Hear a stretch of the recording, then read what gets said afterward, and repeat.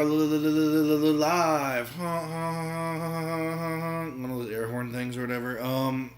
Dude, it's been forever. Forever. I'm not going to let that happen again. We're going to get on here. We're going to post. We're not going to be lazy.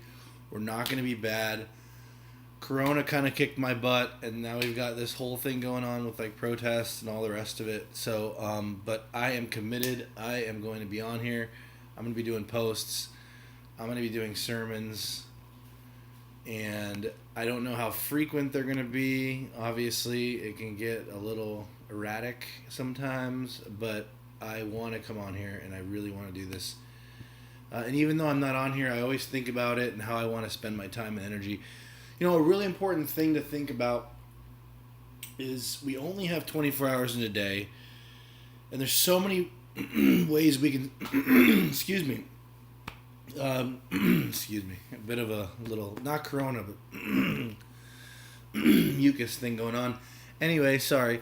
But like the biggest thing is how we propagate, I guess, or like delegate our time to ourselves. Like time management is I guess what I'm searching for. Time management is so important, not in just the world I live in, which is sales, and I can't tell you how important it is in my world, especially when you decide on, I'm going to use energy and put this effort forward to try to get sales. So really and truly 24 hours in a day, that's all we get, no more, no less. And there's so many ways we can leverage our time, and there's so many things we can do to just straight up make it so much better and easier for ourselves. It takes some time to sort of understand all that, especially when like you're an employee and you realize like, okay, but there's nothing wrong with the job, like just over broke or whatever. But I was watching this thing, and honestly, I should be on here doing a sermon, but I just so wrapped up in this whole business thing right now that I just want to get the cash right, get comfortable, get everything right with our family and our expenses and finances, and then we can kind of, but then I can have more time to focus on doing sermons. Because honestly, like during the day, I know I have to make bills, I have to pay my rent and my mortgage or whatever it is, like, and all these things, and it's like I want to start a new business, but then like I'd have to invest so much time and effort into that. So I could have I'd have like hardly any time left for the sermons and let alone making music, which is my true passion really at the end of the day. So but anyway, so my head's spinning all the time trying to figure out like where I should, put my energy and how I should spend my time. I'm constantly thinking, should I read this book? Should I play guitar? Should I be exercising? Making a daily schedule is really good for that, because then you can get through all the things. I can study a little bit of Cantonese. I can put in my big sales day. I can do a little bit of selling for maybe someone else. I can post Instagram posts, exercise, practice guitar, and you have this whole thing laid out. So every day when you get through these 20 tasks, like you feel accomplished and you feel good and you're actually getting somewhere. I don't know how much of this sermon is actually going to be about, like, well, I don't have a Bible with me right now or my phone to look at verses, but I just felt like totally, I just was watching this thing on business and just had this urge, was just like, get on there, dude, and just get on there and just talk, so that's kind of what I'm doing, and I need to do this like every single day, like without fail. Like I just need to do it every day. Because if I try to break it up like 3 times a week, if I do it every day, it probably won't be as long as I want them to be, like 15 to 30 minutes long. But I will keep the consistency. And I think that's more important, to do it every day around 7 or 8 o'clock. Pick a time, whatever I figure would be the most convenient for me based on previous episodes, or as I go forward doing these, I'll figure out what the best time would be for them. But daily I think would be better, because honestly, if I try to do this 3 days a week thing, like you lose track, you get complacent. Wednesday rolls around, you don't feel like doing it. If you're doing it every day, there's no excuse you can kind of give yourself. I'll do it tomorrow. No, you're doing it today, and I'm doing it tomorrow, and I'm doing it the next day. And I'm just going to make these sermons and posts all the time. I want them to get up to the thousands, and I want to be available to you guys. That's so important to me. And giving back and praising God and educating myself through these means of podcasting, vlogging, whatever is so important to me that it is just paramount that I do it. Because it's, I could sit back and make sales and have a fulfilling life and have some money, but it truly won't fulfill me as getting on here, expressing my love, passion, devotion to God, the Bible, learning with you guys, talking about different subjects, learning more about it, growing, and it's something I'm passionate about too, is speaking publicly, I guess, is something that I was called to do, and I like it, and I want to do it more, and I think I could do it, and it would be pretty decent at it. So the best way to do it is best way to learn how to really do it and get better at it is just by doing it. So that's kind of that's the whole gist of it here, and I just wanted to get on here today to just say hello. I hope you guys are doing well. Yo, what's up, Kyle? Yeah, man, I'm back. I'm back in the saddle. It's been way too long, man, and I apologize. Like, I did not intend to take like a bit of a hiatus there. And I would give you reasons why I did, but there really is no good reason, because like at the end of the day, like I'm always thinking about it and I should just do it. I just like build it up in my head to be this huge thing. It's just like, no, turn on a thing and just do it for 10-15 minutes, sometimes longer, and you're fulfilled and you're happy, and I could probably sleep better at night, and I could have like, this would probably help me build a schedule too. Because I want to get back into scheduling and planning, because that's how you look at the habits of successful people. They're all planners. They're big planners. You have to plan your work and work your plan, And I got this book here. I'm going to start writing again. I'm writing lyrics. I've always used these type of composition books. And I would encourage anyone to do this every day. And it hasn't been every day, but it's going to be. And that's the thing. You have to commit yourself to these things. You've got to go in. You've just got to go in and you've got to commit. So, you write, you make an entry, and then on the front, I got the lyrics and stuff. You can do whatever you want. You can do, art or whatever you're into. But it's always good to have something like this. I think writing's really healthy, even if you're just kind of just meandering through your thoughts and just placing it on paper. I think it's kind of like a cleanse of your mind and your thoughts and your ideas, and you can kind of spit it out and put it on paper and go, okay, cool, that's here. So now I can kind of like navigate around those thoughts better, because they're somewhere that I can, I have a point that I can work off of. I think it definitely helps, and it's helping me.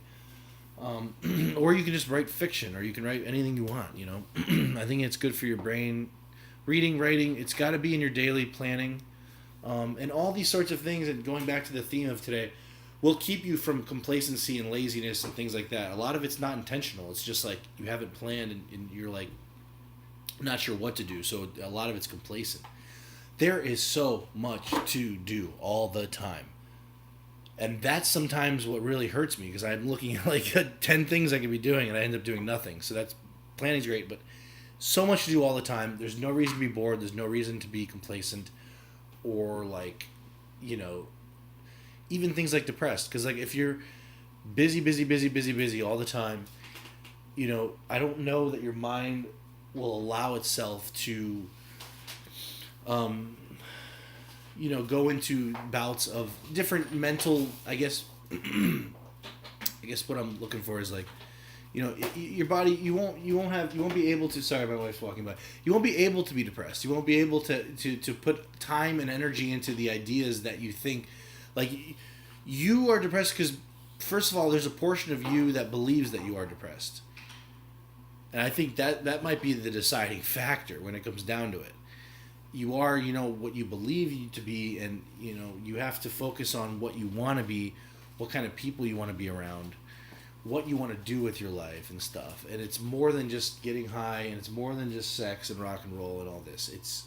There's so much to life, and there's so much you can do and give back. Look at people like Steve Jobs. I'm not saying we're Steve Jobs and we're all these people, but you could be the Steve Jobs of your town, or you could be, you can invent one little thing that could change the world.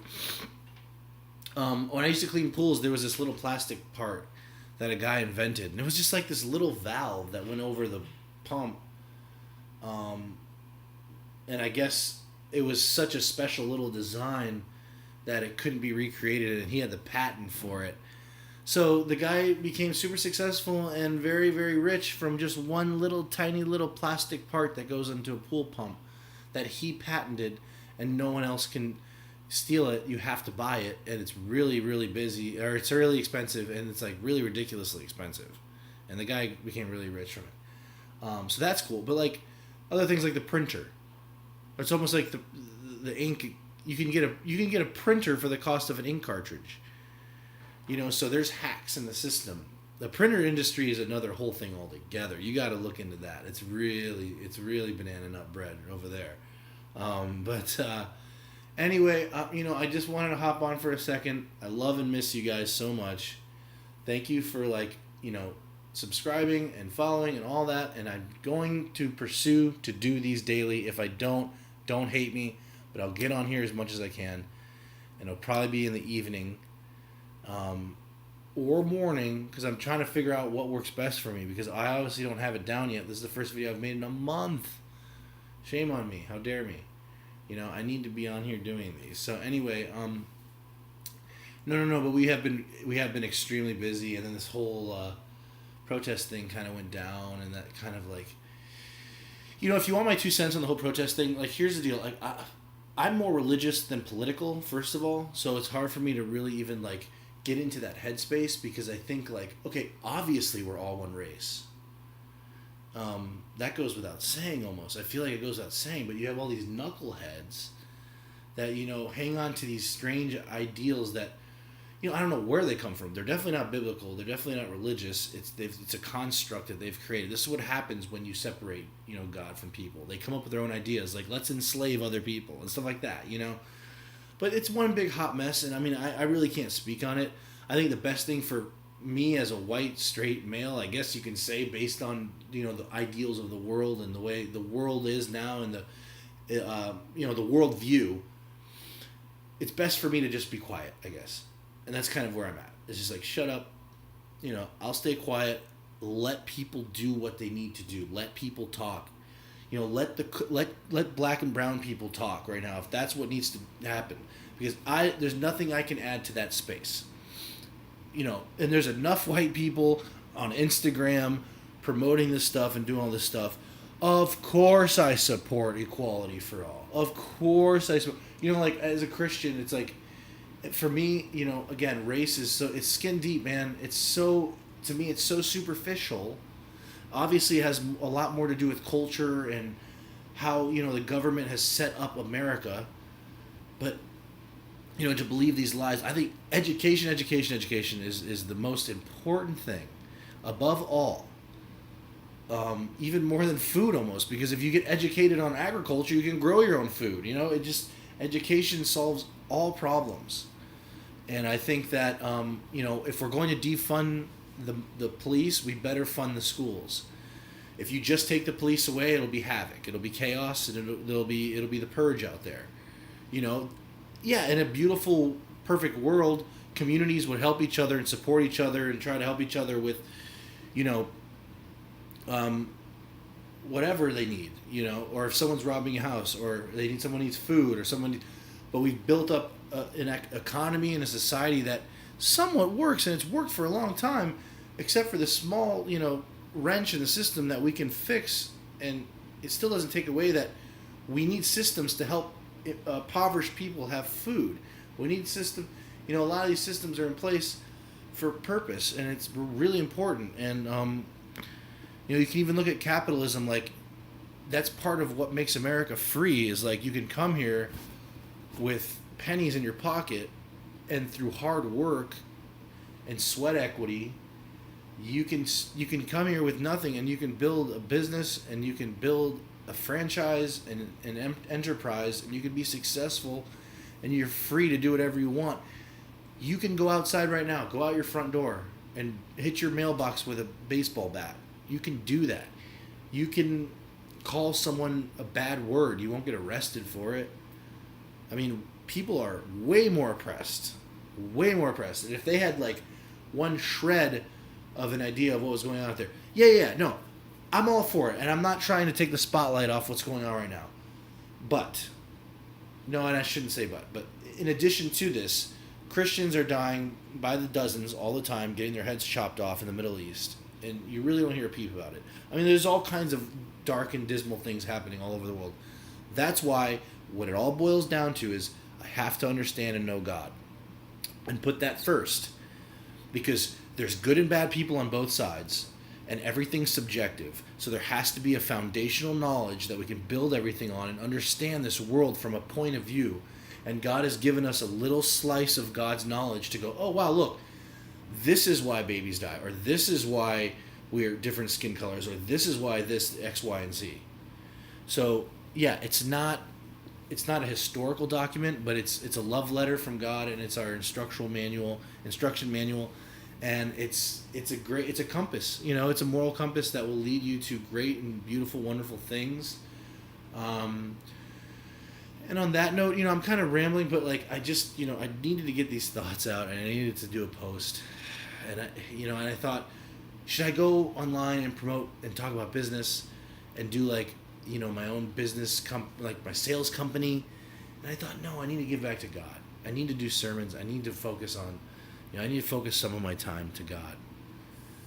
We do everything we want to all day long. We can play video games, we can make food, we can mess around, we can, you know, waste time, joke around, but how much time are we actually giving back to God?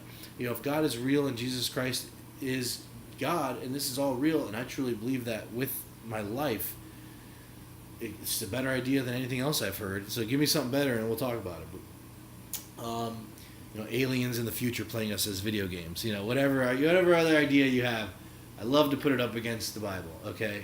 They all stink. The Bible wins every time. So I give my time back to God. I know God is real, and I love God. And then that it will make my life richer, better, awesome. And it is. It's true. So anyway, definitely more of this soon. And maybe you guys can help me with some other titles. Again, subscribe, message me what things you'd like me to talk about, and I'd love to divulge on some of that. I'm always open to questions and comments and remarks and ideas and critiques and all the rest of it, because I do want to be the most helpful I can, and, you know, I'm not here to make anybody upset. I'm here to worship God, and if it upsets people, you know, by doing so, then, I mean, like, I think there's we should unpack that and really figure out what's upsetting people. You know, there's always, in sales, it's funny, you learn a lot about life through just your career, but my career is funny, but, like, there's, like, that one thing, it's like y squared. There's always, like, the y behind the y behind the y, and that's how you actually get to the answer to what you're looking for. You know, abolish the police. Why? Well, because, you know, they're using the money wrongly. Why? Because they have too much of it. Why? Well, that's the real question. Because someone in charge is giving them too much money, and we need to change that. Anyway, love you guys. Have a wonderful night. I'm going to have a little glass of wine and maybe play some guitar. It's good to get on here again. Yeah, you can follow my Instagram, Mark123 Ministries. I'm going to be doing some posts on there, usually just Bible verses of the day, you know, just something to ruminate on, and it's a great way to start your day too, to read a Bible verse. And yeah, have a great night, and we'll talk to you guys soon. Thanks for hanging out. Take care. Bye-bye.